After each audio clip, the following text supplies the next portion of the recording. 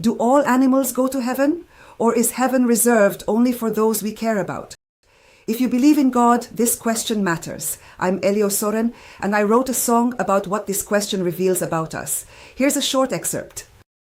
Gentle eyes, innocent breath, life too pure to meet this end.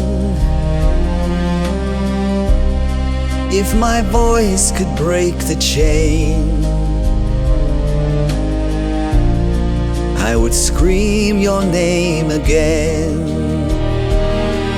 Forgive us for the hunger that forgot your soul.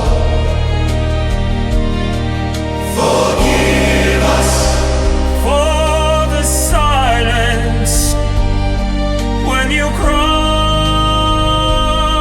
alone. I will rock you through forever, like a child against my chest. Every scar will find its healing in the promise I have left. No more tears, no more terror, no more pain you bear alone. In my song you are immortal, in my love you are